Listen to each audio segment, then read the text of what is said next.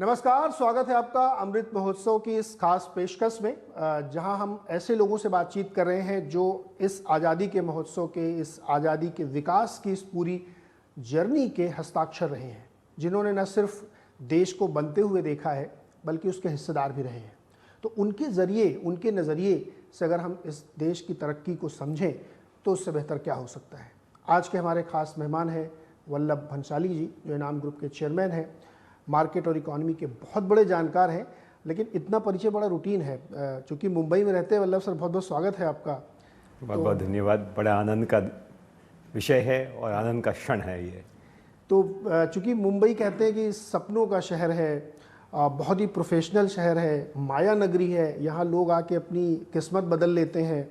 बॉलीवुड भी है यहाँ पे, उसमें भी बहुत सारे लोग आते हैं रोज़, लाखों स्ट्रगलर्स, और उसमें से कोई एक सुपरस्टार, मेगा स्टार बनता है। तो बॉलीवुड का बड़ा असर होता है, लोग म्यूज़िक के ज़रिए, फिल्मों के ज़रिए बड़ा सीखते हैं। मैंने भी वेदांत के चेयरमैन अनिल अग्रवाल जी से पूछा तो उन्होंने कहा मैं तो शुरू में लगा मैं तो हीरो ही बन जाऊं, फिर लेकिन मैं बिजनेस में चला गया। तो बॉलीवुड का असर आपके ऊपर ही होगा सर? म्यूज़िक वगैरह पसंद है? कोई गाना गुनगुना सकते हैं? आपने क्योंकि बम्बई की बात की, तो अगर बम्बई की आत्मा की पहचान करानी हो तो एक फिल्म का गाना है, तदबीर से बिगड़ी हुई तकदीर बना ले, तकदीर बना ले, अपने पे भरोसा है तो एक दांव लगा ले। जो बम्बई की पहचान है वो तदबीर की पहचान है, एटीट्यूड की पहचान है, पॉजिटिव एटीट्यूड की पहचान है, अपने पे भरोसे की पहचान है। और यही पहचान आज भारत की बन चुकी है और यही हमारा भविष्य है। तो ये बहुत ही ब्यूटीफुल सॉन्ग आपने गुनगुनाया। इसी से मेरा फिर अब सवाल बनता है कि क्या ये जो खुद पे भरोसा और उससे फिर आप अपनी तकदीर बना लेते हैं, तो हिंदुस्तान ने अपनी तकदीर 75 सालों में कैसी लिखी है? देखिए, इसके कई चरण रहे हैं। तो मैं देखता हूँ कि हमारे नेतृत्व के दो रूप रहे हैं। कुछ लोग बड़े जानकार थे, लेकिन भारत को एक गरीब देश की तरह देखा उन्होंने, इसकी गरीबी को दूर करने की कोशिश की।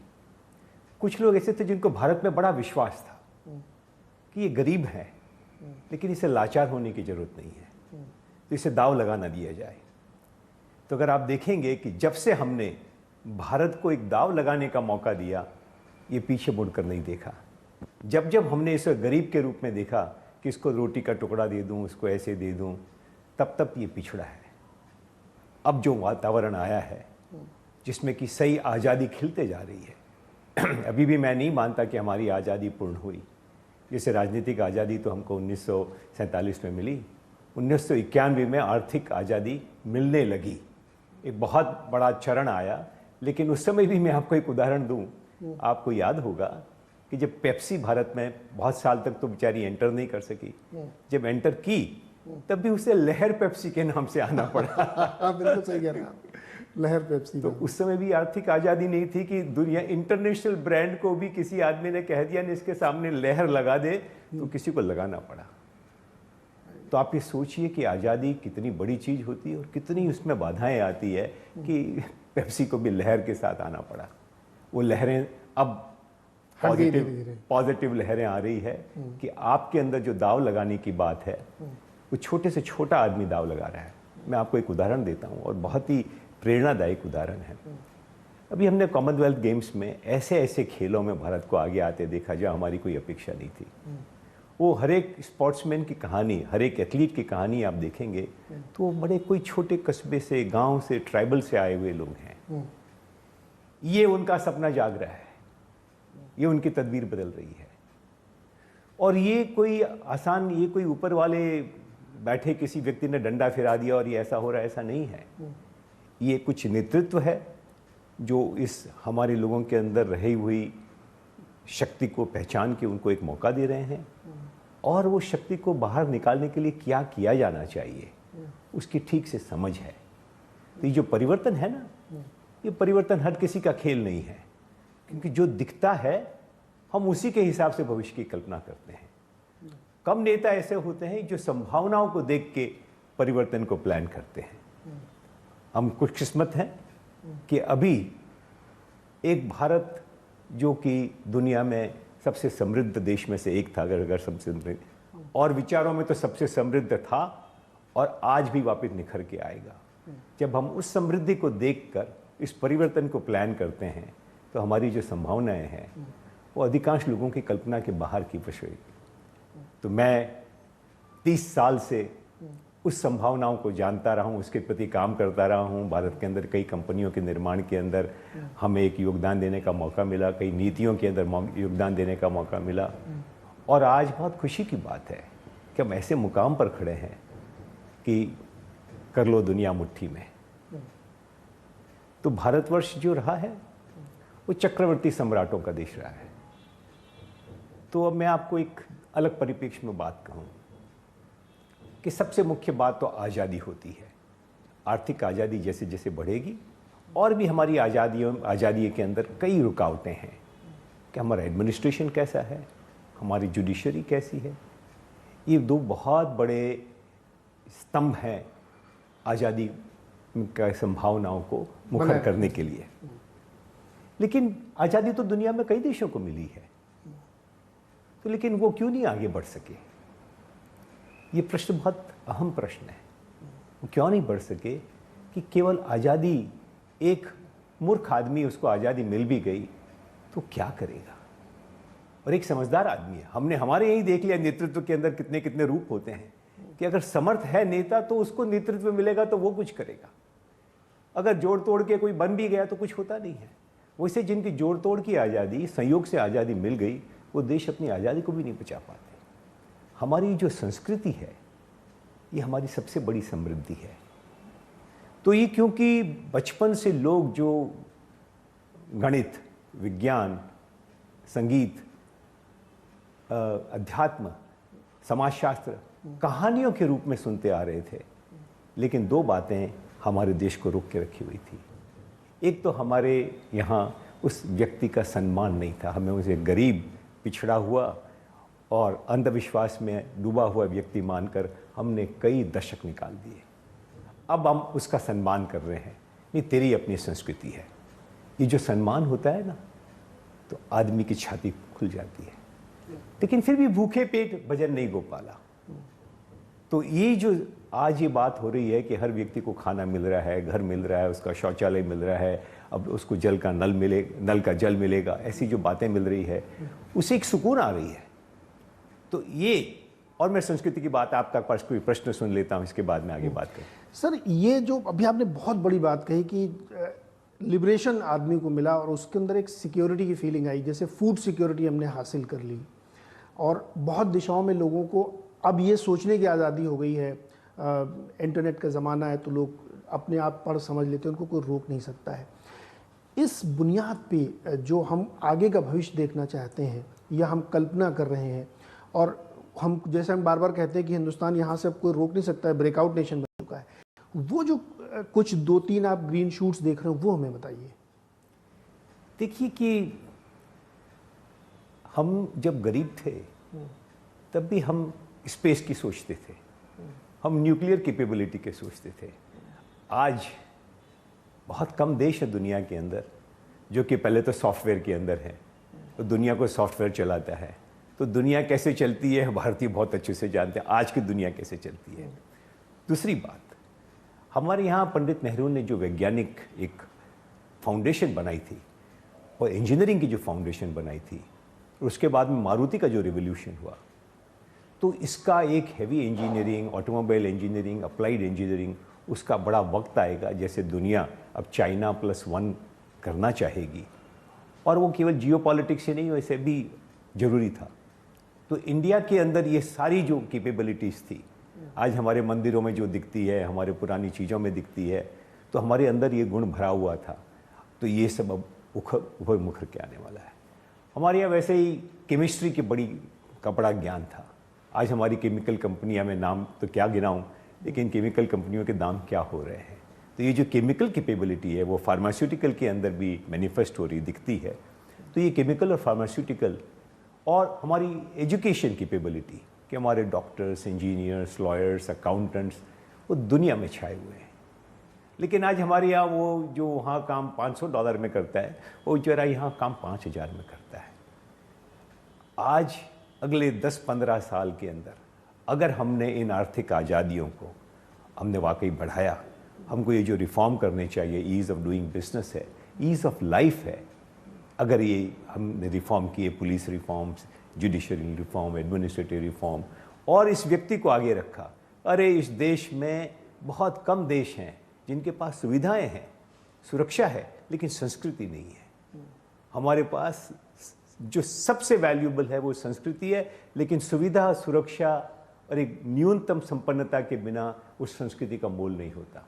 तो ये जैसे जैसे बकेट्स भरेगी तो आप ये देखोगे कि ये सारी बातें जुड़ जाएगी कि स्पेस कैपेबिलिटी व्यक्ति के जीवन के अंदर किस तरह काम आएगी। सर, एक बड़ी दिलचस्प बात आपकी बात से निकल के आ रही है कि अब तक जो हमने किया तो एक भारत और एक इंडिया क्रिएट हो गया था, लेकिन अब वो बहुत तेज़ी से मिट रहा है और उसमें नेतृत्व क्षमता, विज़न, आगे कैसे देश को ले जाना, ये भी बहुत महत्वपूर्ण होता है।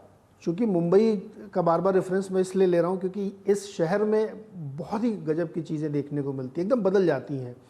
तो आपने ये बदलते हुए जो दौर देखा, उसमें वो अंतर आपको अभी भी दिखता है कि अगले कुछ सालों में बिल्कुल ख़त्म होता हुआ दिखेगा? बिल्कुल दिखता है। बम्बई का एक भिखारी को भी आप देखोगे तो आज वो बदला हुआ दिखता है। एक तो भिखारी कम दिखेंगे आपको, और दिखेंगे वो बदले हुए दिखेंगे। तो ये जो बदलाव है कि किस तरह हम स्वच्छता में, किस तरह स्वतंत्रता में, किस तरह एक दूसरे व्यक्ति के प्रति सम्मान के अंदर, ये जो बातें हम बम्बई के अंदर देखते हैं वो तो बहुत ही बेहतरीन है। आप कोई मॉल में चले जाइए, मैंने इस पूरे मॉल कल्चर के साथ में जुड़ा हुआ भी था और मॉल को बनते देखने और रिटेल रिवोल्यूशन के साथ पहले दिन से जुड़ा था। तो आज आप देखेंगे कि मॉल में जाइए आप, तो सब लोग करीब करीब एक ही किस्म की ड्रेसिंग करते हैं। वो कोई है, उसका किसी की शॉर्ट्स का दाम 500 रुपया होगा, किसी का 5,000 होगा, लेकिन होगा एक जैसा। बम्बई ऐसा नहीं था। बम्बई में सेठ अलग दिखता था, वो दूसरा अलग दिखता था। अब हम सब एक जैसे थे, सबके सपने एक जैसे होने लगे हैं। तो ये जो समाज बनता है ऐसा, वो समाज बिल्कुल अलग बनेगा। और ये समाज कितने जो केवल भौतिकवाद में चले जाते हैं, वे डूब जाते हैं। वो हम देख रहे हैं कि दुनिया की एक बहुत ही दुखद मिनिस्ट्री है, वो है मिनिस्ट्री ऑफ लोनलीनेस। तो भारत की जो संस्कृति वो हमको बचाएगी, वो पूरी दुनिया को बचाएगी। अच्छा, ये जो मुंबई वाला हमने उदाहरण इसलिए लिया क्योंकि ये हमारा सबसे कॉस्मो शहर है। क्या ऐसा ही आपको किसी और शहर में जब आप जाते हैं तो दिखता है कि सबके सपने भी एक जैसे हो गए हैं, सबकी ड्रेसिंग एक जैसी है, सबकी सोच लगभग एक जैसी, हर आदमी आगे बढ़ना चाहता है, या फिर ये सिर्फ बड़े शहरों तक रह गया है? मैं अभी कुछ वक्त पहले वाराणसी गया था। हाँ, कैसा लगा? क्वेटो वाराणसी में अभी चुनाव के रिजल्ट आने बाकी थे, तो बड़ा अच्छा इंटरेस्टिंग माहौल था। तो वाराणसी का एक जो ट्रेडिशनल व्यक्ति था, उससे जो बातें करने का, ऐसे बड़े तमाम लोगों से बातें की।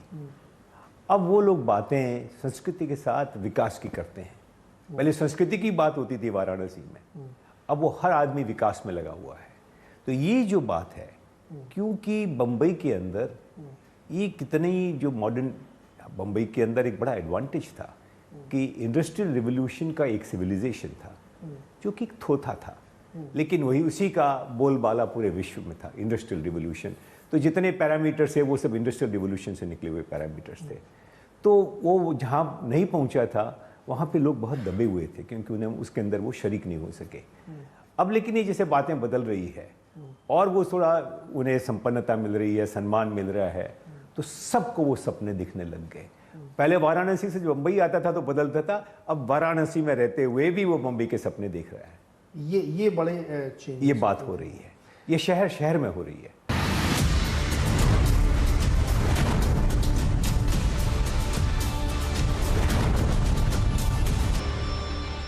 इक्विटी कल्चर और इकोनॉमिक ग्रोथ साथ साथ चलते हैं। पिछले 2-3 सालों में तो मतलब एकदम एक्सपोनेंशियल ग्रोथ देखने को मिल रही है। उसमें डेफिनेटली आप जैसे लोगों ने बहुत कंट्रीब्यूट किया है कि लोगों को सिखाया कि कैसे आप वेल्थ क्रिएट करें। क्या ये यहाँ से आगे जाते हुए आपको मैं दोनों टर्म से पूछ रहा हूँ, इकोनॉमी के लिए और वेल्थ क्रिएशन के लिए क्या सबसे बड़े ट्रिगर होने वाले हैं?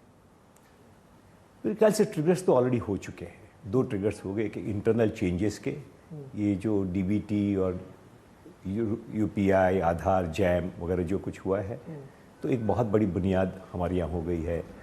और ये जो हमने बातें कर ली, एक एक्सटर्नल ट्रिगर हो गया। एक्सटर्नल ट्रिगर ये हुआ कि जो जियो पॉलिटिक्स थी हमारी, तो हम ही एक ऐसे देश थे जो कि एक विकासशील देश होते हुए भी इतनी लड़ाइयों से हमें गुजरना पड़ा।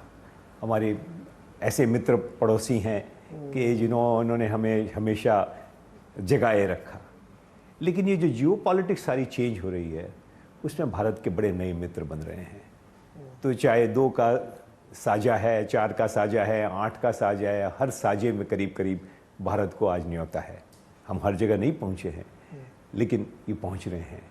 तो ये जो एक्सटर्नल एटीट्यूड टू इंडिया है कि India cannot be ignored any more, so people want to be friend with India, people want to make India customer, a source.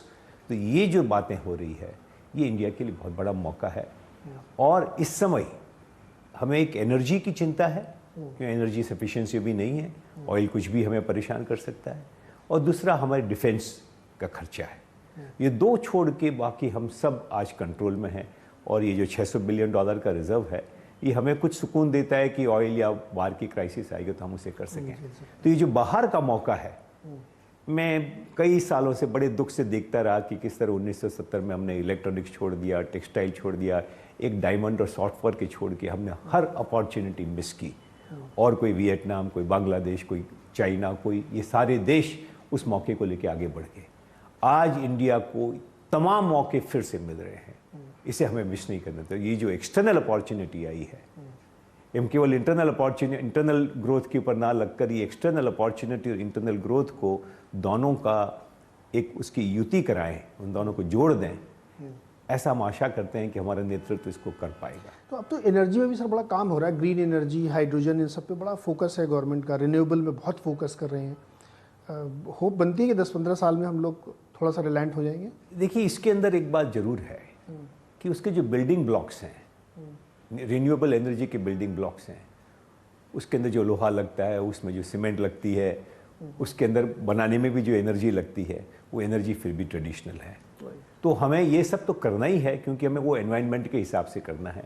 लेकिन उसका जो बैलेंस है, वो अभी भी दुनिया ढूंढ रही है कि actually what leads to what. बिना ट्रेडिशनल एनर्जी के क्या हम रिन्यूएबल एनर्जी। लेकिन भारत, क्योंकि वैज्ञानिक रूप से हम आगे जा रहे हैं, तो हम ऐसी आशा कर सकते हैं कि इसको भी हम ठीक ढंग से कर पाएंगे। तो एनर्जी तो सफिशिएंसी होगी, लेकिन ये जो सारे मौके, बाहर के मौके हैं, तो उसके अंदर एक जो बड़ी आशा हमें दिख रही कि गवर्नमेंट ने बहुत ही बेहतरीन पॉलिसी बनाई थी, वो ये है कि इंसेंटिव स्कीम जो लाए, प्रोडक्शन लिंक्ड PLI। तो वो PLI वो बेहतरीन, बिल्कुल ये सारी चीज़ों को जोड़ के PLI अभी तक चल रही है। तो जितनी रफ्तार से ये PLI चले, एक हमें और ज़रूरत है वो स्पेशल इकोनॉमिक जोन्स की। तो उसके लिए हमें काफ़ी बाधाएं ये फेडरल स्ट्रक्चर के अंदर आती है कि स्टेट का ज़मीन स्टेट के पास है, जगह स्टेट के पास है, किस तरह वो सेंटर से। तो ये जो डबल इंजन की सरकार है, तो आशा करते हैं कि डबल इंजन की सरकार कोई पॉलिटिकल इंटरेस्ट के हिसाब से नहीं, लेकिन देश को आगे बढ़ाने के हिसाब से, जिस तरह PLI में सरकार और प्राइवेट इकट्ठे हो जाते हैं और बड़ा ज़बरदस्त रिजल्ट आता है, वैसे स्टेट और सेंटर जहाँ इकट्ठे हो जाते हैं तो वहाँ पे नीतियों का बड़ा ज़बरदस्त असर आता है। तो ये बातें हो, ऐसी अपेक्षा रखते हैं। और इनएफिशिएंसीज अलाइव नहीं रहनी चाहिए। हाँ बिल्कुल, वो जो फॉलिंग बिटवीन द स्टूल्स है ना, वो नहीं होना चाहिए। सर अच्छा, चूँकि आपने कभी सपने देखे होंगे जब आप यंग रहे, बहुत मेहनत कर रहे थे, चूँकि विजनरी थे आप, तो आज जहाँ पे हम खड़े, ये आपके सपनों से एकदम फिट बैठता है या थोड़ा सा कम है, या आपने एकदम अपोजिटली सोचा था कि नहीं आपने तो बहुत दूसरी दुनिया बननी चाहिए थी? सपने तो मैं आज भी देखता हूँ, और पहले से बड़े सपने देखता हूँ। अच्छा, आज के सपने बताइए। आज के सबसे बड़ा सपना क्या है? पहले मैं खुद के लिए सपने देखता था, जैसे जैसे बड़ा होता गया मैं देश और समाज के लिए देखते गया। आज तो मैं देश और समाज और विश्व के लिए बहुत बड़े सपने देखता हूँ, और मुझे बहुत आशा लगती है कि भारत की उसके अंदर बड़ी अहम भूमिका रहने वाली है। तो भारत किसी ने बनाया नहीं ना, प्रकृति का बालक है। मैंने एक सीरियल बनाया है, आप जरूर देखिए, 17 एपिसोड का सीरियल है कि भारत क्या है। विशुद्धि फिल्म्स नाम की यूट्यूब चैनल पे आपको ये सीरियल मिलेगा। तो ये भारत तो प्रकृति का बनाया हुआ है। ये जो हिमालय पर्वत है, ये जो पर्वत सागर है, जो नदियां हैं, इतनी दुनिया में किसी देश में इतनी वर्षा का पानी कहीं दुनिया के कोई देश में नहीं होता। अभी तो हमने उस पानी को यूज़ करना नहीं सीखा है। तो ये जो भारत है उसका बड़ा अहम रोल होने वाला है। विश्व है उसको एक नई संकल्पना करनी पड़ेगी। ये जो industrial revolution without a civilisation, ये बात समझ में आ गई कि तो हम खाए जा रहे हैं, हमारी अकाउंटिंग गलत है कि पृथ्वी में से निकाल लिया, हवा में से निकाल लिया, हवा में जहर डाल दिया, उसकी अकाउंटिंग कहाँ है जीडीपी के अंदर। ये बात अब समझ में आ गई है। लोग कह नहीं पाएंगे, लेकिन जो समझदार लोग हैं उन्हें समझ में आ गई कि इससे हमें नया मॉडल ढूंढना चाहिए। वो मॉडल भारत के अंदर उसका एक बहुत बड़ा योगदान होने वाला है। मैं वो सपना देखता हूँ। सर आप मतलब मार्केट इकोनॉमी, इन्वेस्टमेंट बैंकिंग, फिर आपने एक सीरीज़ भी बनाई, फिल्में भी बनाई क्या? फिल्म भी बनाई थी। क्या ठीक है, ये तो क्या है कि हमें मौका मिला और ये भारत देश से इतना प्यार है क्योंकि भारत देश ने हमें इतना दिया है, तो ये उसका ऋण चुकाने के लिए मैं जो कुछ कर सकता हूँ करता रहा। तो फिल्म बनाने का आइडिया इसलिए आया कि मेरे को फिल्म बनानी, या इसलिए थीम है तो मुझे उसको ऑडियो वीडियो में कन्वर्ट करना है? क्या है कि मेरी एक कंपनी थी जो आज भी एनिमेशन एजुकेशन के अंदर टॉप कंपनी है।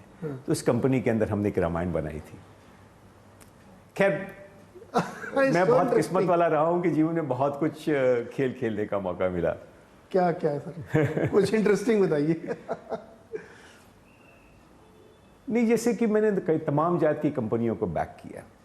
आपने बॉलीवुड की बात की, तो मैंने बॉलीवुड की कितनी कंपनियों के साथ काम किया। बॉलीवुड को बड़े नज़दीक से देखने का मौका मिला।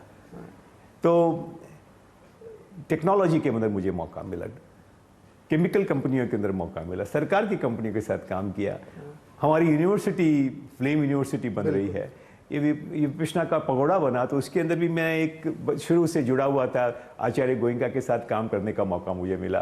तो न जाने कितने क्षेत्रों में अलग अलग काम करने का मौका मिला, विपश्यना साधना करने का मौका मिला, और आज मैं उसके साथ जुड़ा हुआ हूँ। तो अथ से लेके इति तक कहीं न कहीं कोई न कोई हर क्षेत्र में अपना, हर बंदर पे मेरी नौका गई है। सबसे ज़्यादा आपको क्या करना अच्छा लगता है जब आप एकदम खाली अपने घर पे बैठे हुए हैं? सुबह उठे मान लीजिए, या शाम को आप गए, एकदम पीसफुली बैठे हुए हैं, तो उसमें सबसे अच्छा क्या लगता है आपको करना? उस पीस को और गहरा देगा। कैसे करते हैं? मैं ध्यान करता हूँ, मेडिटेशन। तो मेरे को सबसे प्रिय यही है कि मैं या तो ध्यान करूं या मेरा जीवन कैसे उपयोगी हो किसी के लिए। मेरे जीवन के ये दो ही भाग हैं कि मैं किस तरह और किसी के लिए उपयोगी हो सकूं। अपने लिए जिए तो क्या जिए, यही फलसफा से जीते हैं। सर इसी थीम को गुनगुना दीजिए तो मैं शो समाप्त करूं।